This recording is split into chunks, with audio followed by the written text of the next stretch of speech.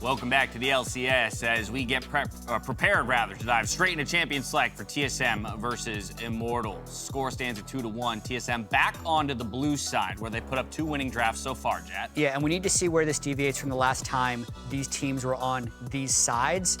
So far, no real changes. Thresh, Lucian, Aurelia were TSM bans. Varus, Syndra, Viego were Immortals bans. We were just discussing what we want to see changed. I want to see Immortals drop the Viego ban. And Hi, you wanted something else from TSM side. Right, I want Aurelia. I don't think they need to ban Aurelia 1 through 3. And if they do, it might be okay because they won both blue side games, right? They might think that they don't have to change anything because they won previously.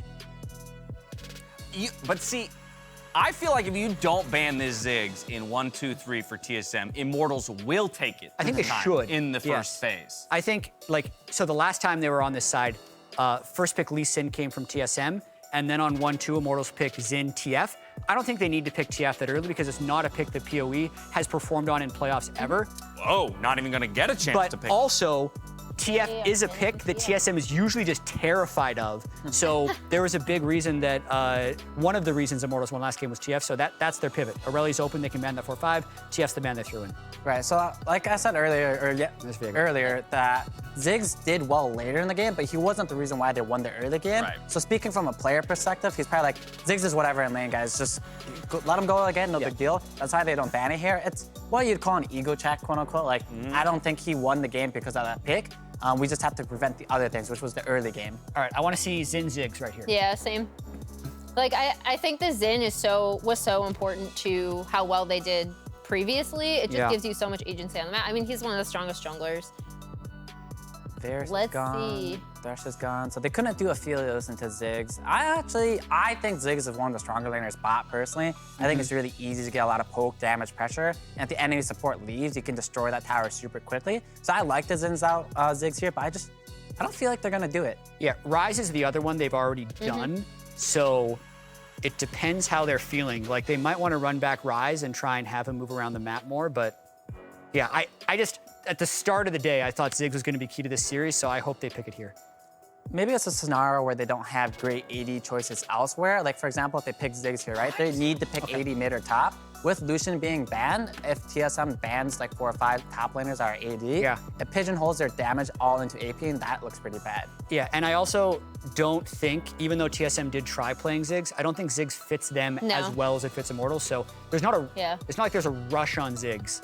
But they're keeping it open. I'm glad you got that point in because actually, there still is space for Immortals to pick it up in that 3rd pick. And we have to recognize that Destiny did play that Rakan well there in game number 3. Good escape tools, which gives him some agency to be forward on the map, but still plenty of engage options as well. The Tristana, though, picked up by TSM this time around. Is there a way IMT can still build a comp that has foot push pressure with TF being gone? It seems pretty Ryze is Ryze. Yeah. Right. Yeah, that's probably the best choice here. But they would have to pick it here, right? They'd have to pick the Ziggs or Ryze here. Otherwise, it's hard for them to do. So I'm not sure if they can. I mean, they could flex a Jace, but like that's... There's no way Jace mid is a thing right now, right? Not really. I mean, he's awful. literally played it twice in summer. It's just not the biggest pick, and you can't pick it like blind against PoE. Yeah, they're trying to just bop the Tristana with Aphelios and dominate the lane phase. That's interesting. Wow. Yeah. I kind of like the Nautilus pickup too, to like ward off a bit of a Ziggs pick. Yeah, I mean, maybe, I'm not familiar enough with the Ziggs matchups in lane. Like, maybe Triss Nautilus just has too much kill pressure on Ziggs, but... Okay, really interesting well, we've got the bottom lanes locked in, and so now I want to talk about ban strategies here for the second part of it all. Obviously, still top laner, mid laner to be picked up here for Immortals, as well as what we assume to be TSM. Well, granted, that Lee can still flex. Right. I would just ban top laners if I was TSM. Like, Revenge is stronger on his split pushes than he is on everything else. Ban Camille, ban Gangplank maybe, or Jace, and then just let him pick whatever. He won't have much left. Yeah, that was going to be my point, is I feel like they should be a lot more comfortable picking mid here and then saving that counter pick for Revenge for reasons we've already talked about as to why they'd want to attack the top side of the map to shut down Huni, because a lot of TSM's pressure typically comes from there. And also we've already seen that IMT are totally fine just locking in the Ryze regardless. You'll ban Orianna, pick Ryze. Damn. What if they just take Ori themselves? IMT? Yeah. I mean, Insanity hasn't played him much this year, but he used to play a lot of Ori. Well, then wouldn't TSM just pick Ryze then? Good. And they're fine trading that? Yes, technically, but it does go a little bit against TSM style, and the Ori fits Immortals comp better. Plus, Ori's really good against Aphelios. So, like, I could see it. Especially with like an Ari ban. Like, why would you ban Ari? Ari ban. I had to just get up out of my chair and walk to the screen to verify that that was an Ari ban. I feel like he's gonna pick Ryze here though, right? No, you just got it. No, I like the Ori. I like the Ori call because you put, even if you give Ryze over to TSM, it doesn't feel like Power of Evil is as comfortable on it, at least in this setting, even if it is one of his more played champions. What's the chances a Zillion pops up here? I've seen the That's the most. That is a lot of times it's Orianna, and he is the coach, right? That is the most TSM move. Pee-wee, what do you think about Zillion here? Victor! No, it's a Victor angle. I mean, I'm not surprised, but I'm just saying, if this was Bjergsen, he might have busted up the Zillion, and it'd be pretty strong here. Okay, Gwen. I want to see Gwen. Right here. We haven't seen it at all. I'm in for it. Normally I'd say Gnar, but I don't think Revenge is much of a Gnar player. What about Game Plank? That could work. It makes them pretty passive, though. I think Gwen splits a little bit better. Or they're just going full team fight. That is not a Gwen. That is not totally different than what they've done all series. So the composition, I don't mind the composition, but when we were talking about like how are IMT going to set TSM off kilter, it was through side lane pressure, right? And it was through spreading the map and making picks and creating these situations where they have a man advantage. This team composition is a lot different than that. Right, I was gonna say, can they do that? Yeah. And flatly, that's the question, right? If we think that that's the way that Immortals wins, do they have that capability with this draft? Right, I feel as if like IMT was making the game super fast-paced, game 2, game 3, they're just going everywhere taking fights.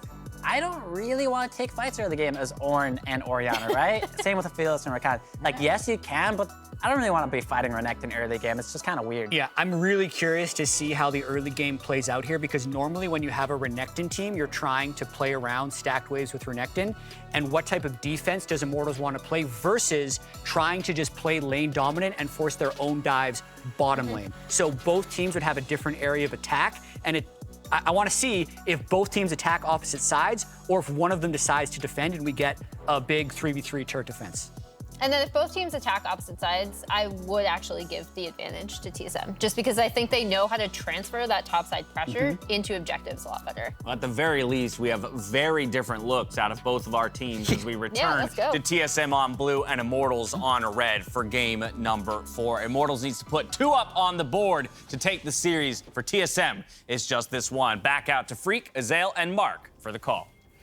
Thank you very much, Dash, and welcome back to the LCS Championship. Immortals struck back in Game 3, and I will say every game has looked better for Immortals than the previous.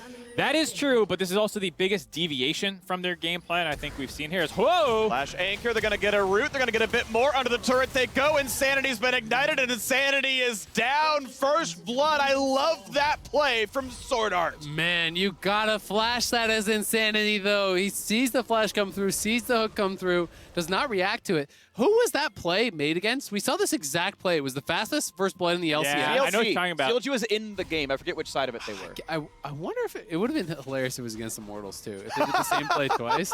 I'm not sure, but we saw that exact play. And now Victor starts with a tier.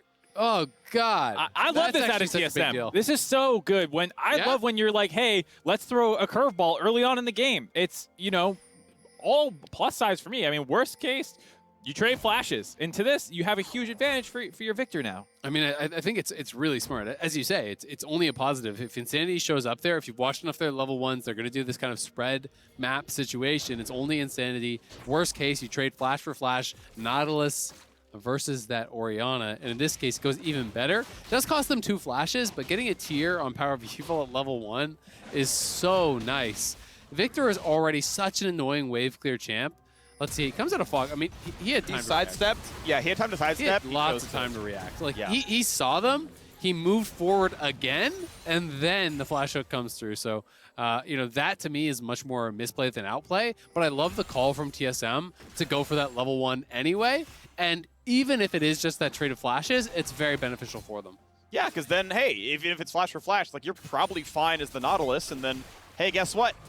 now we can gank mid, and it's flash was Orianna. Like, it's a good play no matter what. I agree, Insanity clearly could have flashed it. You know, sucks to have that mistake, especially when he flashes afterwards. Like, that's pretty troll. Yeah. Because it didn't change much of anything. But we are onto the game, and we got to talk about what's going on here on the map, which is the Ornn as a late game kind of pick to Renekton. You're not winning the lane, but you heavily outscale. Right. This is what we were starting to talk about before level 1, is the draft for Immortals being a total deviation from the really aggressive playmaking team comp all over the map.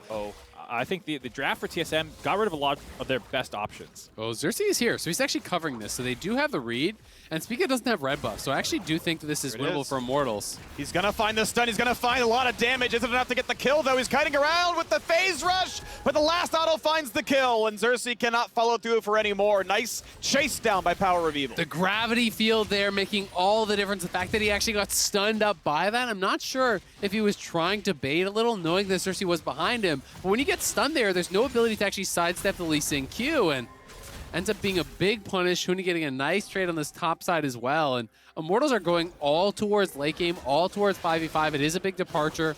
You know, Mark, you were talking in the pick ban. The Ahri was that ban to protect the Orianna. That considered kind of that counter matchup there. And they do have Insanity on the Orianna, but they've kind of lost a lot of their proactive tools now, right? They can't play through side. Orianna is not a champion that moves around the map well. They do have good engage. They do have good scaling, but TSM has so many more proactive tools this game, and I think it's going to be tough for Immortals to withstand the storm. I think the late pick Renekton really threw a wrench in Immortals' game plan, where they want to have this counter pick, and then because they focus so many bans in the mid lane, now this gets through, and now they have a pressure point to play through. And it's something they're very comfortable on for TSM. And I think it was just honestly really smart drafting from TSM. I actually think that Gwen is a really bad matchup into Ornn since the nerfs. You lose the attack speed nerfs. You can't bully as hard in those early levels. He doesn't really have a lot of champions that are actually great into Renekton. Gnar is the most standard. He doesn't play it. Jace is another good one. It was banned out. Gwen has been nerfed. Viego has been nerfed. He doesn't play GP. So you're looking through his champion pool, and the Renekton pick starts to really make a lot of sense as something that was going to be tough to punish. So I do think his options were limited, and I was expecting like Tahm Kench or Ornn or something like that, which it is the Ornn, but it means that you're giving up a lot of your ability to kind of have setup for Xerxes, right? Like all he can do is kind of cover lanes. Yep. Unless you think that you can say, well, we're going to draft comp strengths that are good against the enemy team strength. Because TSM aren't as aggressive of a team. They are the late game team, and it's like, well, your shot calling is good, but our mythics are stronger, and our top laner just has way the hell more team fight power. And so if that does line up, right, if the early lead plateaus because TSM aren't as aggressive, yeah, 1,000 gold deficit at 25 minutes with upgraded mythics, like, 2 thumbs up, Immortals are going to win that game probably. For sure. I mean, if this goes late enough, comp-wise, yes, the deck is stacked pretty hard in Immortals' favor, but they still need to actually execute that, and it's something that not what we've seen so far this series, minus the one huge snowball.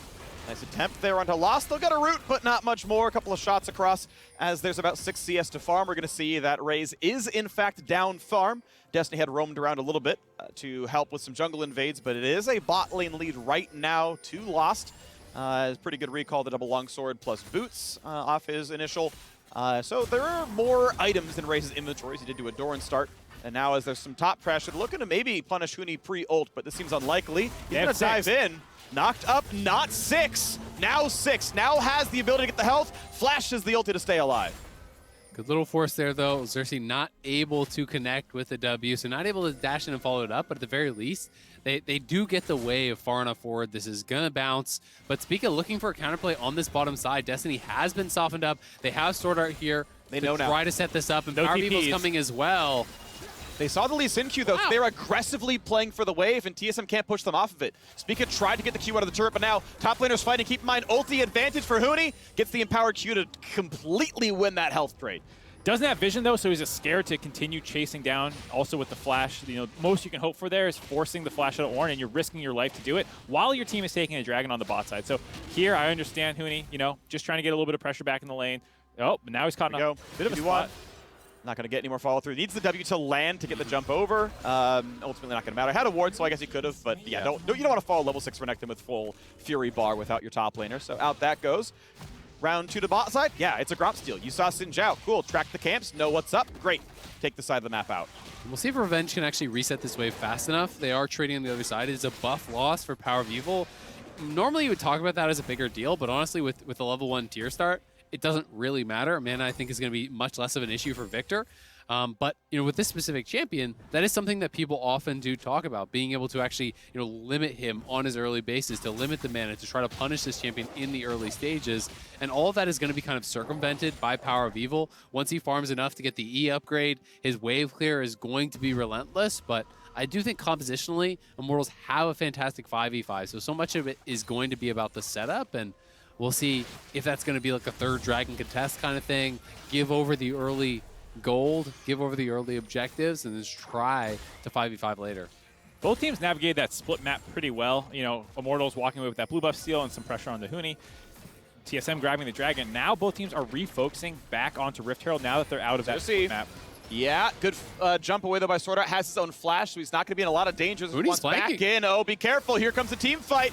Going to knock up at Huni, knock him right in, and Xerxes already dead. And Immortals just have to run away. 3-0 in kills already. Kick flash. It's probably going to get worse. Dissonance gives some extra movement speed. Raise flashes, thinking, I think Spica lands this. He kick flash, kills me, out we go. And as you're mentioning, Tristana able to just push down to the bottom lane. Yeah, total disaster for Immortals. They commit the extra resources up to the top side, but Xerxes was too far ahead of the rest of his team. Yeah. He gets a chunk onto Sword Art, but that's all he really got. The rest of TSM was able to collapse around him. Now they're going to lose Rift Herald and the bot lane turret, XP, and CS. I mean, man, when you move your bot lane up towards Herald and they don't, and you lose Herald anyway, it is honestly game-losing stuff sometimes. Like, look at the level difference. Sure, Race is probably going to hit 6 soon, but Lost is already 7. He's more than a full level ahead. He just got a kill worth of plate gold. They're going to get the Herald, so that's another kill worth of plate gold. They got a plate mid just on the push, and they got kills at the Herald. So, TSM already 2.2k FTX gold ahead at 9 minutes.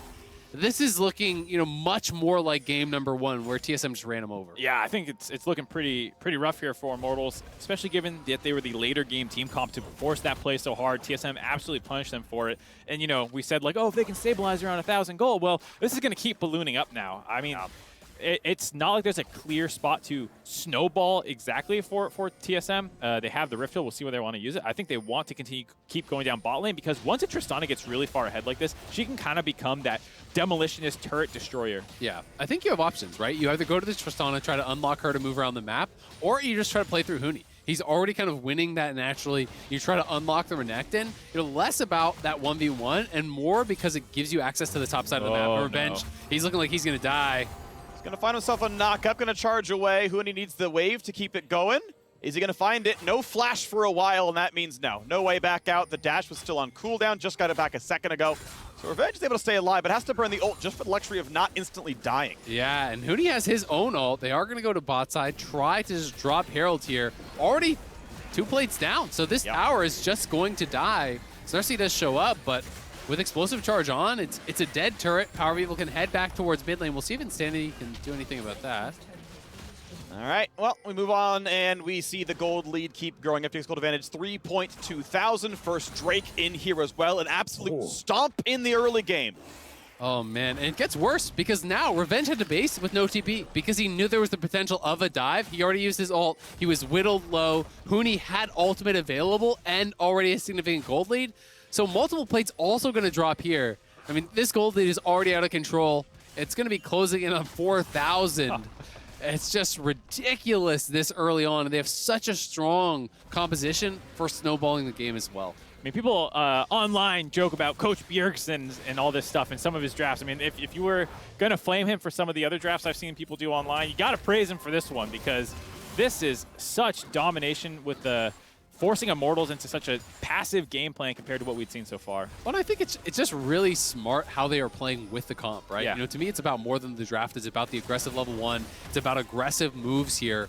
When you are playing with an early proactive comp, you can't just sit back, farm out the lanes as they did in game number 1. They dominated through passive play in game number 1, through, just defending against these plays that Immortals were looking for.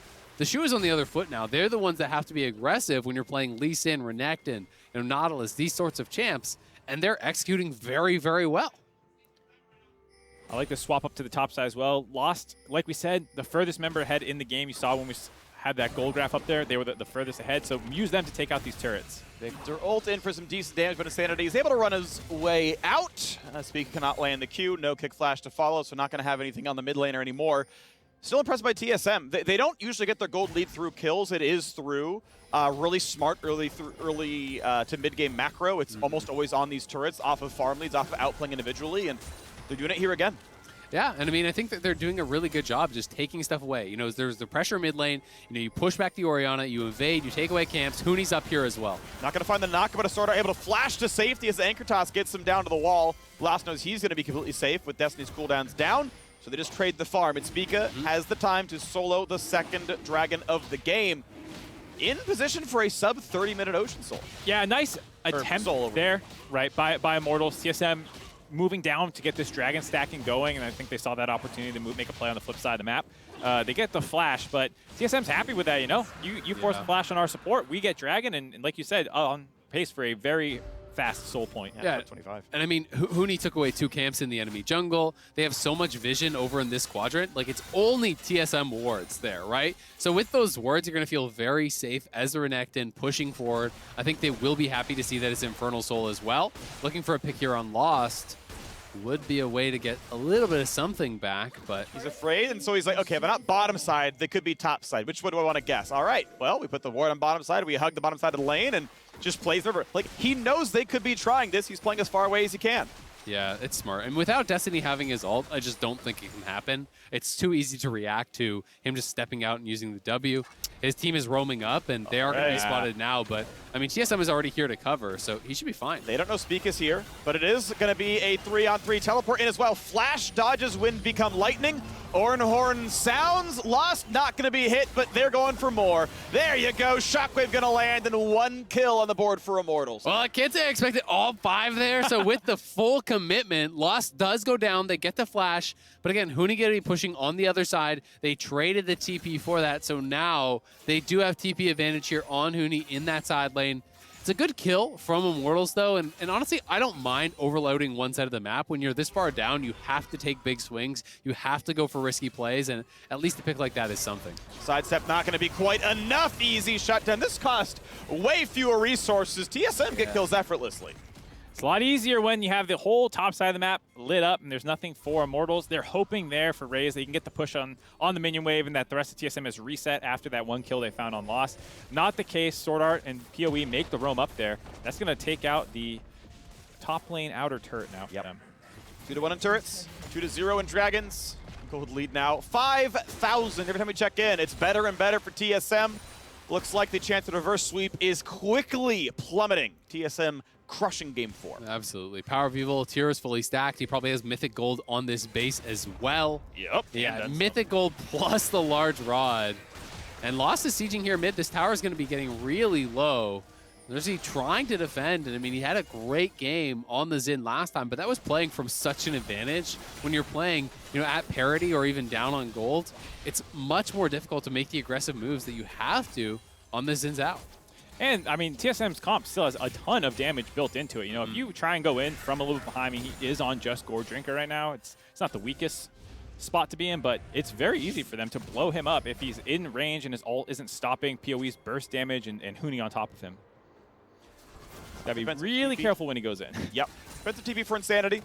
Sensed he was getting collapsed upon in top lane, able to burn a fairly long cooldown, but no deaths to be picked up. Second Herald going to be no problem for TSM, as Bot is getting very little pressure from Immortals. Was at least the trade. I believe Huni TP'd on the flank, so, you know, does make it a trade, but I mean, mid lane towers is almost dead. They're going to take Herald. They're going to be pressuring this tier 2 already top. You can see that Huni is up on that. Lost can probably walk mid. I don't even know that they need the Herald to take the tier 1. Maybe they will commit it, but TSM is just pressing on all sides. They're farming away jungle camps, and that is why the gold lead is not stagnating. It is expanding constantly because they are moving forward, pressing and pressing onto Immortals, which is meaning Immortals are losing vision and they're losing ways back into this game. Yeah, Ray's going to have to give up this turret. Like you said, they don't need the Rift Chill for it. Probably going to hold on to that until the Dragon in about another minute. They'll drop that for pressure, make sure that they can get that stack continuing. And honestly, there's no reason for Immortals to try and contest that Dragon at all. Yeah. They're so far behind. I mean, you're going to have to go eventually, but right now you're hoping for your Mythics to get online. You're hoping Ornn to get 13 and start building up those upgrades. The problem is it's not like those previous games where it was like a 12 or a 14-minute dragon taken in some of those cases where you could look towards a late soul, farm it up, wait for that. They are going to have to fight here, you know, at like 23 minutes with this full late game comp. And they are going to be so far down at that point, right? It's going to be second items completed for pretty much everyone on TSM before that potential soul comes out. And Immortals will have to fight with one item in pieces, which is going to be so tough for them. I would be shocked if they actually fight this. I think they're probing because there's not too much else to do while they just collect minion waves, but I don't think... Oh, maybe they can find Lost. Lost should still be flashless, but has a heal. We're going to have some CC coming across now from the top lane. Can't find the second half, though. Revenge has to get out, and they're going to find a shockwave to speak to buy more time. Huni is in, and Huni is angry. Raze will not die. Has himself a shield bow. Decent damage on the Renekton, but you can see TSM really not going to be stopped in these fights. A flash comes out to do not much of anything from Sword Art. Thought he could maybe get a chase down. Not going to happen, though.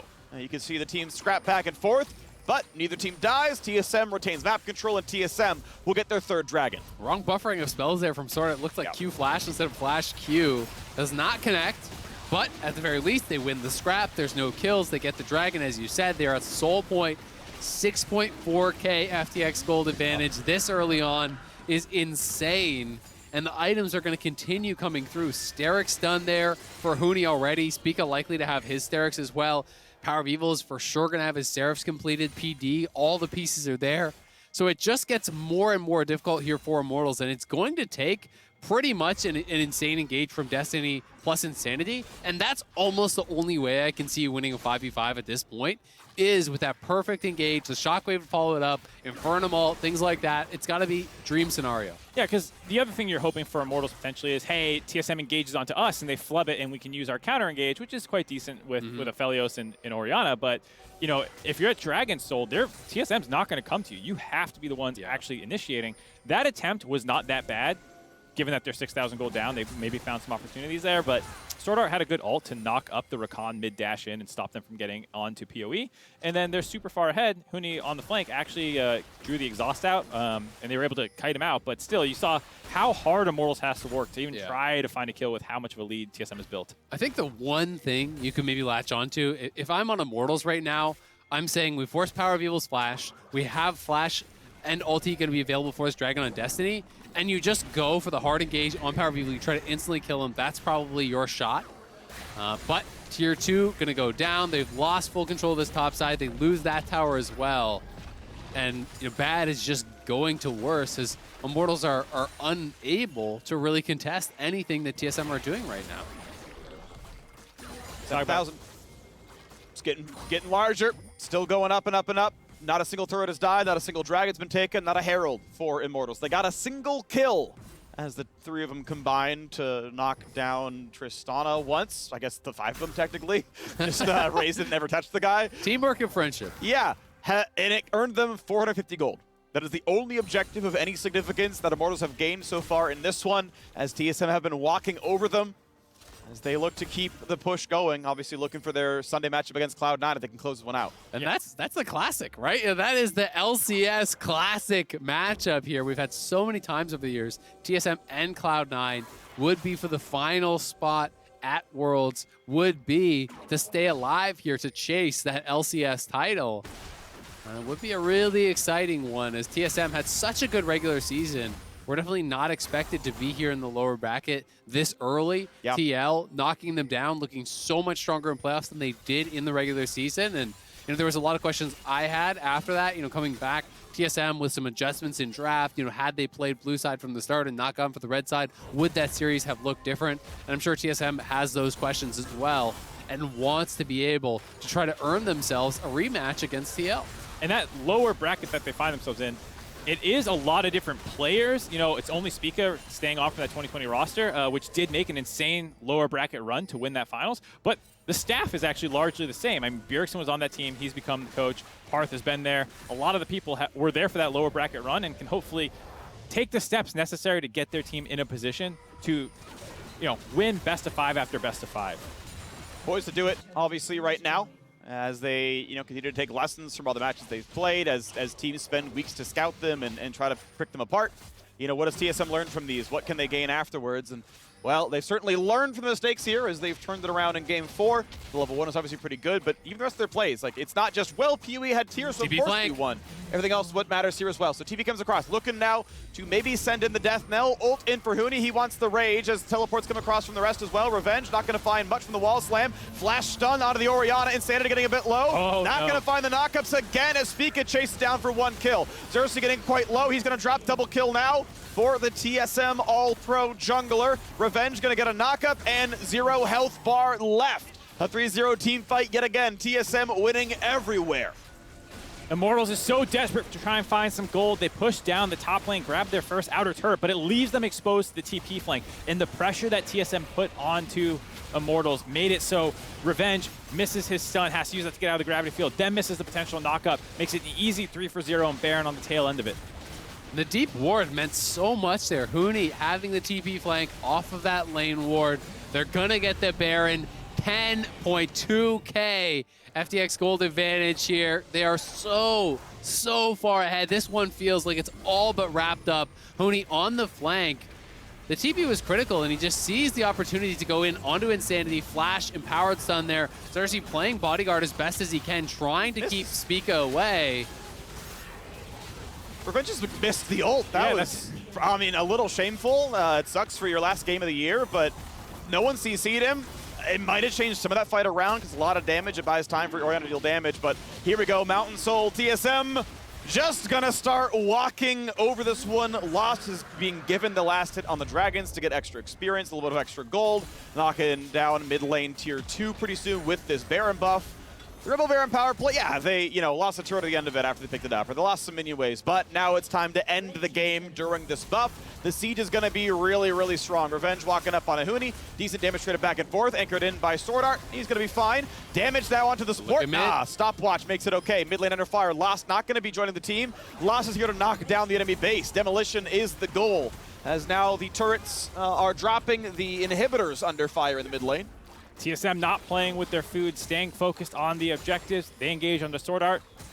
Screw the fight. Let's go grab these inhibitors. Let's start trying to end this game. And Lost is heading towards top, so it looks like they want to go for more of a triple inhib play instead of just a dive. Huni pushing here. They have Sword Art left mid there with Spica nearby, and Lost is going to shove in this top wave on the Tristana, try to get that minions moving in the right direction here, try to expand their gold lead as much as possible, and just force Immortals to be the one to make a move. Force Immortals to be the one to try to find the hard engage from this impossible situation they're in. Yeah, the one option you're maybe looking for is PoE down the bot lane, but it's really tough from the side of Immortals because there's so many wards as well. They have the entire entrance into Immortals base warded up. So here comes what might be the last siege of the series as Huni's going to knock down the middle inhibitor. Top inhib turret is dead. Bot one not under pressure just yet, waiting for the new wave. When does the engage come in? Revenge gonna go ahead and upgrade one item. A little bit of a power spike coming across, a bit more gold, a bit more stats, but down goes the second inhibitor now as well. Tail end of the Baron buff, 35 seconds left of this one. Bot lane now the target. Revenge down below 1,500 health, might make this a little bit difficult. Baron buff still on, Lost playing it safely. Top lane at Nexus turret down below half. I love this decision. Just keep Lost up in the top side. Normally you want to have your AD carry the one sieging for the inhibitor, but here he puts up so much pressure onto the actual Nexus turrets that it makes it so difficult for Immortals to find an angle to try and fight here. Ult on Xerxes. Summoner heal to keep him safe, so gonna take a lot of damage here. Hits the front line, puts the ulti down. Does anything happen? No, the stun means nothing from Revenge. Turrets are all down, and now a final open inhibitor.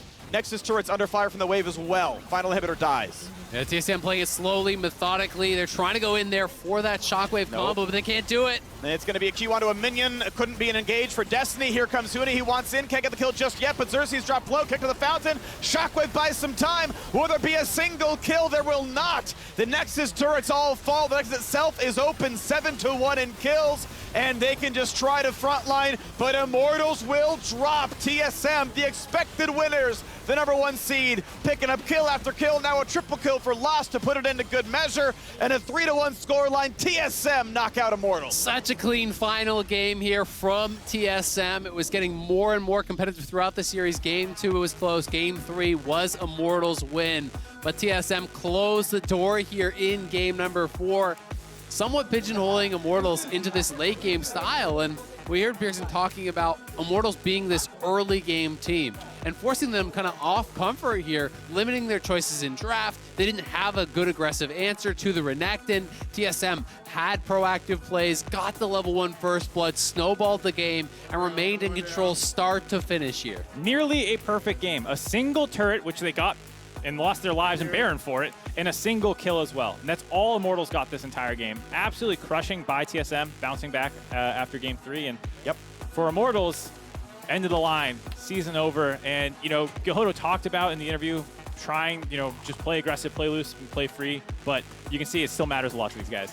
Absolutely. I mean, you can say, job well done, guys. We accomplished what we came out here to do. But Top 6. Everyone wants to win. Everyone wants to strive for more, and they showed us in games 2 and 3 that they can compete against TSM, but TSM clearly the better team on the day. Games 1, games 4, not close whatsoever. I think their team fighting and their setups largely were the biggest difference here for me. You know, Immortals seemed like they needed to play with a big advantage, and you can't really create a big advantage with such a passive draft that they went for. Aphelios, Orianna, Ornn, where are the early leads going to come from? Where are the lanes to attack? And they just didn't really have them. Yep. And because TSM had better vision control, better objective setup, better 5v5, you're going to be playing from a deficit in that situation. It just looked even more one-sided than I imagined because TSM, you know, played really, really well in the early stages. And I'm watching all the faces on TSM to see how they're reacting. Obviously, Sword Art, happy-go-lucky guy, the most animated on there, but I think a lot of them have a pretty business-focused look because their job is not done yet for the weekend. They're playing Sunday. And I always think, you know, at the end of a series, it's somewhat anticlimactic when the last game is easy. And it's one of those situations where, because you know, when it's a tightly contested game, the emotions are running much higher for a player because you don't know you're going to win until you win, right? In this game, they probably felt like they were going to win for about 20 minutes. and it's one of those situations where then like the winning moment, you see less emotion on the player's face because not because they're not excited that they won, but because they kind of realized they won a while ago. Yeah, and of course the biggest test is in under 48 hours, right? Yep. It's like, all right, we get to watch the top bracket match for who's going to be in the championship match, like who's going to wait the rest of the, you know, wait for the rest of the teams. But it's like, you're immediately like, okay, well, in 40 hours, we're sitting right back down there and we're facing Cloud9. And that's elimination at 4th. That's Worlds for top 3. It's a chance to win the title again. TSM's already on 7. They'd be going for number 8. Like they're historically good, and you know the work is still cut out for them. I mean, it's gonna be tough because C9 after they got slammed by TL have looked pretty different in the lowest bracket. I think that they have adapted quite well. I think there's gonna be a lot of homework for TSM to do. I think you can basically throw out what TL did to them and take a look at what's happening in the lower bracket now because it's a totally different look. Absolutely. And I mean, for both these teams, there's so much going to be on the line. You know, the huge investment in Sword Art, the huge investment in Perks. Both of these teams did it with international aspirations, with, you know, the aspirations of winning the LCS, of not going home in 4th place. 4th place is not okay when you're putting down that much. So it's going to be such an exciting series, so much on the line. All right, well, that's going to be fun. Of course, there are matches all weekend long. Stay tuned tomorrow and the next day. But also, there's more content today. Huni will be joining us today from Analyst Desk a little bit later on. And right now, we're headed over to the stage where Tigris is talking with Spica in a Verizon post-game interview. Thank you, Freak, here on the stage following a TSM victory. Everybody on TSM looking comfortable, some struggles in one game, but a smashing victory in the last one. What did you make of this match? Yeah, I think this match was fairly easy. I think we're just a way stronger team than Immortals, but I think we still made a lot of mistakes that we've been making, so I think there's definitely still a lot to be learned from this match. As easy as you believe it to be, there was that one loss to them in game number 3. A powerful Ziggs, a jungler there to back him up. What was your takeaway there? Well, I mean, I think kind of a coach guy, to be honest. I think, you know, it's fine to drop a game in best of 3 or best of 5. Anything can happen, right? So I think what's important is we just regroup after that game, you know, play our game, and that's how we're able to win game 4. Yeah, a significant turnaround. A lot of heat right off the bat with a level 1 down mid, 2 kills on mid before 3 minutes. Who is making that call and why? Yeah, I mean, I think we did it once in scrims to Abadagi, and we said welcome to America, so we call it the welcome to America shot. You know, I think Soar called it. Doing and that then, a mid laner. Yeah, of course. So I think, you know, Soar just made the call, and it worked out perfectly. Yeah, it worked out so well for all of you. And I do want to bring some attention to Huni, who is going to be on the desk later. Yeah. But from your perspective as the jungler, what do you feel he has been offering in these playoffs with a lot of the strength coming from top side for TSM? Yeah, I mean, I think we changed up a bit of the game plan this series. I think usually we will play towards top a lot of times, but I think, you know, we've realized that it's not always, you know, good to we can only play to one lane, right? So we've kind of like diversified our strategy. I think when he played the weak side really, really well, and he played his role, and yeah, I think he did great. Yeah, and that is something that you're always trying to consider when going from match to match. I know that we talked previously about how you can feel empowered in this lower bracket run, having had experience before. Yeah. Do you feel that you gained enough from this series going into your next one, which is going to be C9? Yeah, I mean, I think the biggest thing is just confidence, right? Just getting comfortable on stage, comfortable playing BO5s. So I think that would be the biggest thing, and I think, you know, we'll just get better, and we should be able to take down C9. It's a banger match. Yeah, as we were talking about before it actually came to us, it is going to be a true test against them. Fudge said on the desk that he thinks it's going to be another 3-0 for C9. What's your response? I don't know. I think Fudge is, you know, he's smoking some good stuff. I think it's something going to be close. You know, every time, you know, TSM play C9, it's going to be a banger match. I think we've gotten a lot better, you know, from this week's scrims. We've just refocused on what is actually important. So I think it's going to be a close one. It will be, you know, last year we knocked out C9. They didn't go to Worlds, so I think this year, hopefully, we can do the same. I also did just get word, though, quick thoughts from you. You were player of the series. Are you feeling jacked up and empowered going into that? Yeah, of course. I'm going to smurf on Sunday. All right, we're looking forward to it, Spiga. Thank you so much for joining us here on the stage. I'll let you go ahead and join your team and celebrate the victory. And for us here on the broadcast, I am happy to get some words from Xerxes. First of all, thank you so much for joining me here on the stage. Now, this was a crazy matchup. I know a big years for IMT. So just how are you feeling after this? I'm just really disappointed that I feel like we didn't really show, or I just feel like we didn't really show up today. I think our level is much better than this. And yeah, it's just disappointing that we weren't able to show up when it mattered. But all things considered, don't think we were like perceived as a 10th place team beginning of the year. So you could look at it as, you know, the fact that we even made it here, like it's a good sign, but like I think all of us had our own expectations, right? And we thought we are better than this, and we know we are better than this, but sadly we didn't show up today. I know it's very easy to give into those emotions after a matchup like this, but bringing attention to some of the positives, you were in part of 17 of the 22 kills for Immortals in that game 3, a strong performance that a lot of people were admiring. How do you feel just about being an individual who has been able to grow with the squad throughout the year? I'm really happy to have played with the squad. Like I said, I'm just disappointed that I couldn't do more. Like I wanted to have the performance that I had in game 3, the whole series. But sadly, I couldn't. But with that, though, this year has been tremendous for Immortals. Gilhoto had said so many times how it has been a developmental year, putting this roster together specifically with aims not just for 2021, but 2022. Looking back at your first year here in the LCS, what are your main takeaways? I think there are a lot of things to take away, but right now my head is just like, I just keep thinking of the game, and like I need to gather my thoughts and kind of reflect on the whole year, because it's been a long year. Yeah. And you deserve to take a moment to contemplate. Before I let you go here, is there anything that you would like to say to the Immortals and Xerxes fans out there? Just thank you guys for following us, and I just wish we could have done better in the end.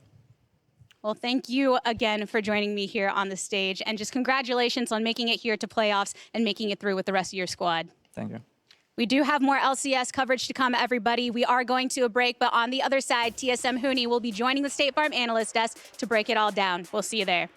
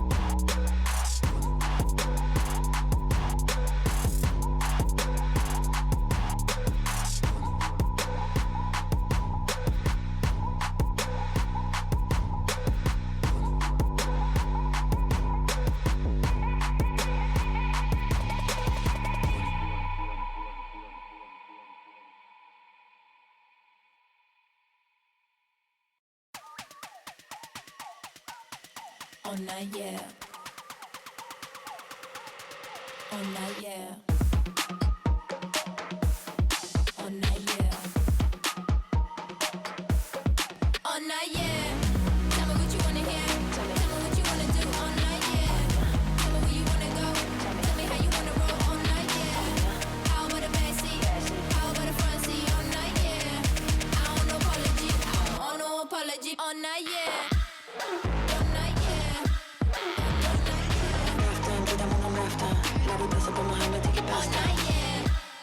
All night, yeah.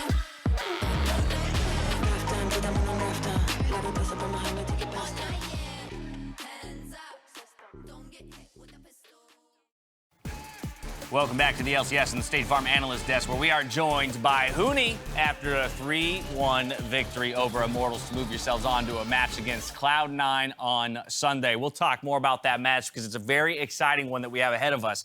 But here in this series, I kind of want to dive straight into this Game 4 because after taking the loss in Game 3, you came out with a fire, level 1, straight down mid lane. Actually, not the first time we've seen this play in the LCS. We've seen it one more time. You know. So why we threw it? Who called this? Who decided that you're going to do this in Game 4? I think it was like sort of like, let's just Tizuka him. You know what I mean? Yeah. It was kind of funny that like, it was like, I think welcome to America, let's go. You know, maybe it was not Tizuka actually. I think it was like... Oh, it was CLG. It was CLG against DG. Yeah. You're right. I think so, yeah. I think I was like, you know, let's just do it. And it was like, somehow it worked. I love it. I love it. I mean, that set the tone for what was the rest of Game 4. It became incredibly dominant with revisiting towards the mid lane to get that victor ahead, and it felt like smooth sailing from that point for TSM. And so while Game 4 felt fairly easy, I'm curious how you think about the rest of the series. While it was a 3-1, at times it felt like Immortals did stand up to you guys and give you some trouble.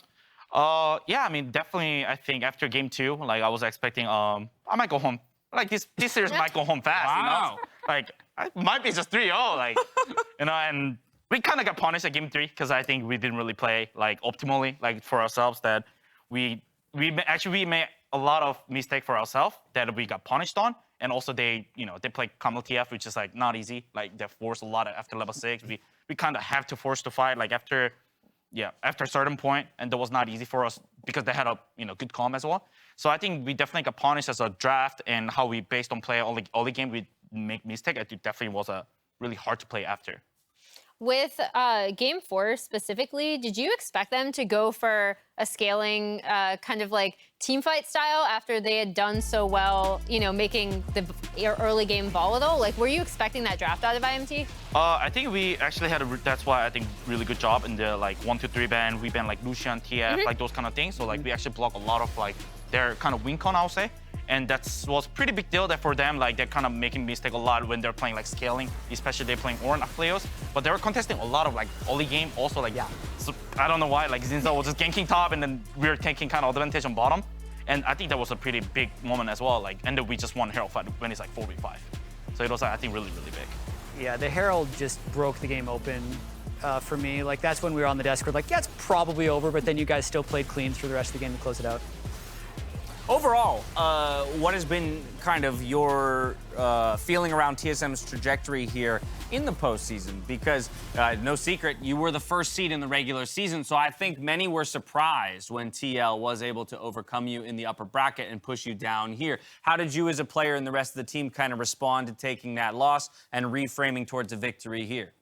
I think definitely we did really not play well as a team, like when we play versus TL. I think it's the same thing happened when we play actually the spring playoff versus TL, which is, I think we just didn't play like confidently. I think we were just like a lot of, like most of the people were not actually playing our maximum level that we could actually, even though we could have pulled out the level like maximizes, but I feel like we didn't really make a like really strong play. I think we were like playing really, really passive. Like we were just kind of scared. A lot of things that happened that even though we could have done it. So I think that was a big deal that, like there was a lot of team fight that we should have won, and this is kind of outplay like as a mechanically, and that was I think big reason why we actually got kind of fall behind. Well, again, I think most people look at that Team Liquid squad as a totally different beast now that Santorin is back in the lineup and he changes the way it plays. Still a possibility that you will end up playing them again, but you'll have to fight through Cloud9 to get back up towards that upper bracket. It's a pretty wild world to live in to think that either TSM or Cloud9 isn't going to make it to the World Championship. But even for you as a player, Huni, who has been there on multiple occasions, a representative of multiple different regions, talk to me about the stakes for you in terms of progressing through the rest of this playoffs. Yeah, I mean, definitely this is like not easy, you know? Like I think it would have been pretty sure it would have been like way better spot. We imagine we just beat TL and then we just like, you know. Then you're there. Then you're there. Like we're just like, we just get a bye. We're just going worse. Like, you know what I mean? Like we're not gonna play like as a like really under pressure. But I agree. But I think we actually learned a lot from the TL series. I think that's what we improve a lot from there to like today to pull out like a lot of fight, even though it's like maybe even though it's like 50-50, more like slightly worse. You see like we took nearly 4v5 and then we still won. Yeah. Like, those kind of things, like we changed a lot, we learned a lot, we improved a lot. So I think it's like I'm really excited to play again TL or like even C9. I think I feel like even though it's like only 4 days or like 5 days, it has been we play versus TL, but I think we're completely different team that we actually just playing better as a team. Yeah, wow. That was really interesting because I noticed in spring there was a 2-week break between the first round of playoffs when like TL played TSM versus when we like then played C9, and you had a 2-week break between the regular season and your first round. How did you deal with those 2 weeks? Did you feel like you might have gotten like worse because you didn't have a stage game? Because you actually get like, with the way the season goes, like almost a month worth of scrims because you get to scrim in so many days. So you can change a lot, but you never get stage time. So how was that experience for you getting the bye?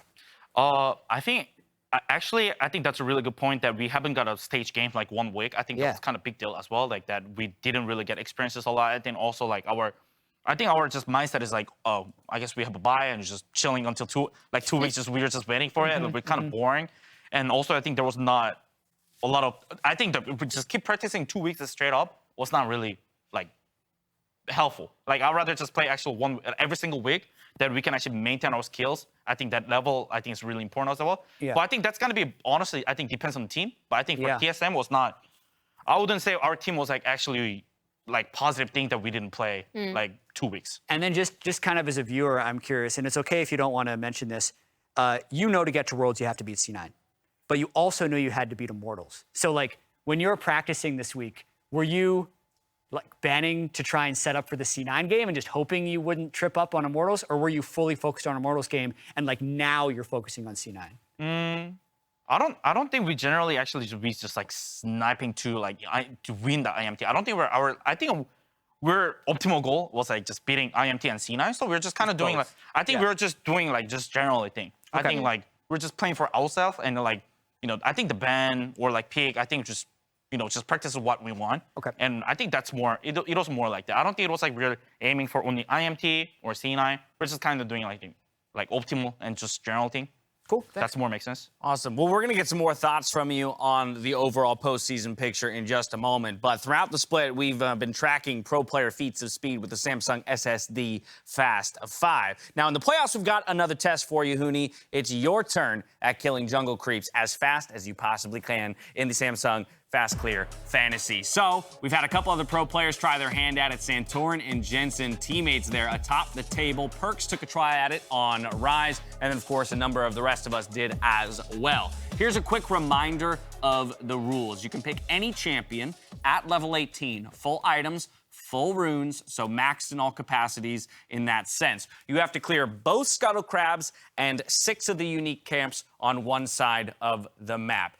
It starts when you cast your first spell and or deal damage to the first camp and ends when you kill the final one. Simple as that. You feeling confident? You had, when we brought out Science Speedway, Huni, you dominated. That's true. So I kind of have big expectations for you in a game like this. How confident you feeling? I'm not sure. That worries me. All right, well, with that, you can head on over to your computer and walk us through what champion are you going to go with here today as you head over and get set up? I think I'll play Deer, the Lilia. Ooh, our first. I'm not sure that's a good one, but we'll try out. Who knows? What is it about her that you think will make her good at this? Because she's really mobile. Like you can just take up with the Q, and like I think the AP jungle, the AP items like clearing jungle is kind of was kind of good. I would Okay. say. Definitely All right. buy items. Well, let's go. Let's get some items up there. Definitely buy items for. Yeah, I'll come hang out. Okay. Okay. I'm the arbiter of all Am this. I allowed to like peanut gallery this? You want? Yeah, yeah. yeah. Why not? All right. What are we thinking? You probably want haste, right? Like as much ability haste as possible. I'm not sure. I think Ludens should be faster clearing it. I think Leandre doesn't really help when you're full item. Because you just want the move speed from Ludens. I think so. All right, go for it. Let's try out with this. Yeah. Okay. Yeah. Okay. People probably have it. said that move speed is I the think most DK for valuable sure. stat. Yeah. I would And align with that, I think Archangel with fully stacked. You can stack it. There's a yeah, we cheat can for stack it. Yes, you will fully And stack Cosmic it. Cosmic Drive. You have to get I have to get these, like no matter what. And What boots are you thinking here? I don't know. Right? Because it's like, do you go for Swifties for move speed? Do you want the haste? Do you need the pen? Might be CDR is fine as well. Let's try with the CDR. Okay. And maybe Dasher 2s is fine as well. How much are you really going to auto attack though? Do you need the attack speed? Let's try. Because if you want AP, Horizon Focus I think has more flat AP than a Nashor's Zeus does. But I think 15 AP comparing 50% attack speed with on hit, I think that's Okay. He's in there. He's cool, in there. Cool, cool. I like it. I like it. And the tier's already stacked. All right. okay. Tier's been stacked. It's stacked, yeah. All right, perfect. So you I can use go- Shift S to teleport. There you go. Okay, now. All right, Huni, take a breath. Yeah. Take a breath. Whew. All And right. Ready? As you soon get as to you start start. whenever you want. Okay, ready. I saw who was that? The Trindamer? I saw he was like pulling the crab. Like, Yeah. You Yeah, wait till the he will. crab goes to the Okay, position okay. you want. Let's try. All right, here it is. I'm going to give one hit. Most people smite the crab to start, to get rid of the shield. Yeah. Absolutely. Okay. I like it. Good Where's luck. the- Crap. Block. So. I'm going to say 45 seconds. That's my 45, guess. that's your my guess? Let's go. Here we go. Boom. Woo. All right, very Fast. quick out the gates here, straight over to the blue buff. Will he leash it to Gromp? Yes, he does. This man knows how to jungle, even though This he's is a top. pretty quick. Oh, what? Oh, So big. disaster. Oh, that was so big. I like the move speed that we're seeing here, though, Huni. Great This is pick. really Yeah. quick. Really Are you going to quick. ghost? Don't forget your ghost. Or is ghost for next crab? I like it. Boom. Okay. Get the final kills here as he goes to the red. He's going to pull it out. Krugs You're is always really the longest flying hit. right now. You are flying through this at the moment. I think there's more so stuff fast. that you could have probably let bleed out to save a few seconds. Oh, we could have maximized all kinds of stuff. All right, how do you get over here now? A cleaner Gromp would have been This is nice. pretty but here fast. we go. Taking a look at the screens right now, we're at 45 seconds. Okay. We're gonna wait for the official, That was it, right? Huni. I guess You're all that's right. good. You're all You're good. good. You're gonna He's clear the just whole clearing. jungle. You're all He's good. clearing You're the done. whole map. He wants the whole He's jungle. really fun. Is it done? Yeah, you're done. Good. Yeah. Oh, it's done? Yeah, it was just one side plus Oh, both I see. crabs. I thought we were going. Oh no. more. Oh, Huni was. Come on, come join us Oh, I back thought we here. were going more. Wait, this man thought someone could clear that many camps in impressive. 40 41 seconds. Hey, she's a confident. He shoots for the moon. That was I close. appreciate Well, that. honestly, well, we're going to wait for the official. They'll give us the official time on the Okay. leaderboard. It was roughly 45, maybe 46 seconds. Yeah. But I think the important thing is a number of things could have been done slightly differently already to maximize. We had the missed ability on the Gromp, which would have gotten you the Wolves a little bit sooner. I wonder if the Yeah. Ghost timing from Wolves to Raptors is good, or if you should hold Ghost from Krugs to Last Scuttle. to the last Scuttle. Maybe that That's Ghost is a little better. You also forgot to buy an elixir. Oh, I didn't know it was. That helped. That's fine. Yeah. I That's don't just think- a little bit more I AP. don't think it was a big deal. It's a Yeah. little bit of I don't think it's a AP, big but deal. I don't think it it's was a big minor deal. thing. It's a minor I already thing. messed up. Can we get the updated leaderboard? Leaderboard? Where does Huni fall when Oh, all is wow. said and done? Okay, Our there's pro players 7 are absolutely crushing it. My eyesight's so bad, though, Jack. Can you read that out? Yeah, it says dash and 10 at 55:30. Cricket 9 at 55:16. No, All right. Toonie's 47:26. Well, Yeah. consider yourself never invited back to this show, Jad. It's been wonderful to have you. I missed you dearly. Okay, Huni. So now that you've run it, I'm just curious. Are there any other champions that jump to mind that you think, now that I've done it, maybe that would have been the pick? I don't know. Honestly, I don't know. I didn't really have It's anybody. kind of a weird game, Yeah. right? Like, I was it's kind thinking of about hard it to this say. morning. Like, I think honestly for me, it was a Silent Spirit Race. Just like was easier because I didn't have to Just choose a mechanics. champion. Because you're just It's so just like good. mechanics, right? Yeah. Like I'm better at mechanics than probably Brain, I guess. So, too much brain. Too much brain. This was more. Clip that. Yeah, I and think send it this to was Reddit. more brain side. Honestly, like just A lot Sion of was like more theory crafting. mechanic. You know, one day there's going to be a whole documentary made on Huni's career, and that clip is going to find its way in there. I think I'm more mechanic. Oh, wow. Incredible, incredible. Well, it's time for a little bracketology, everybody. The final battle in the upper bracket is coming our way tomorrow when Team Liquid and 100 Thieves clash on the Rift. But Huni, you and the rest of TSM are going to be taking on Cloud9 on Sunday, fighting for that final Worlds spot. So before we talk again about your matchup against Cloud9, I'm curious your thoughts. You've played Team Liquid. It's been a little bit since you've had the opportunity to play 100 Thieves. But what's your perception of that matchup and the way those two teams might play out on the Rift? I think it's gonna be kind of close game, but I think like it was really impressive to see like how much TL actually improved from the like from the regular season, and also like all the roster got just a normal spot. So I think right now I would say more so TL win, but I think the series is gonna be close. Okay, all right. It's hard to predict, I think. Yeah, so I don't know. I don't think I'm going to be back on Analyst Desk for the rest of playoffs. So I just I'm gonna uninvited you, predict- so yeah, you won't be. I'm going to predict the rest of playoffs right now. Okay. Right? Okay. TSM beats C9 3-2. TL beats 100 Thieves 3-1. Then TSM beats 100 Thieves 3-1. And then because TL always beats TSM 3-1 in series, that'll be the final. And it'll be TL number one. So TSM will end up second place. Yeah. With TL in first, and 100 Thieves our third seed to Yeah. Worlds. Okay, okay. I take those. Are you okay with that? I'm fine. You go to Worlds, like. I mean, it's fine. I still go Worlds, and I will try my best on the final, honestly. Okay, yeah. Now, please do try your best. I will try my best. I'd like to know that everybody tried their best in our final series. Well, Jat just mentioned that he thinks possible 3-1 against Cloud9. 3-2. Or 3-2 against Cloud9. We've gotten a few comments from you on that, but it is always such a big clash when those teams hit the Rift. What do you think when you think of that squad? How do you guys match up against them? I feel like C9, we were playing 2 days after, so I think since we've been playing a lot on the stage, I think we're gonna be pretty good faith playing versus them. And also, I think if we play like today, I think when we are playing well, I think it's gonna be pretty easy game, I would say. But I think if we lose, I think we're gonna be just beating ourselves, honestly. Like making on our mistake. I don't think they're gonna play like outplay us. That we're gonna be just losing because we're like worst team. It's not like that. I think it's more so.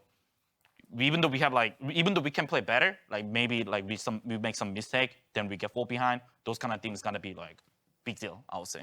Alrighty, well, we'll see you back here in 2 days' time. I want to let you get home and get some rest or maybe dive into solo queue and work your butt off. Either way, Huni, congratulations on a great victory today, and thank you for joining us here on the Analyst Desk. From here, we're going home. That's what we're doing. That's it. That's the end of the show. So on behalf of myself, the casters, the entire live broadcast crew, thank you all for watching. We'll see you tomorrow for more LCS playoffs. Until then, stay healthy, stay safe, and be good to each other. Good night. You guys are going to be busy. You probably just like review, prep, and probably scrim tomorrow.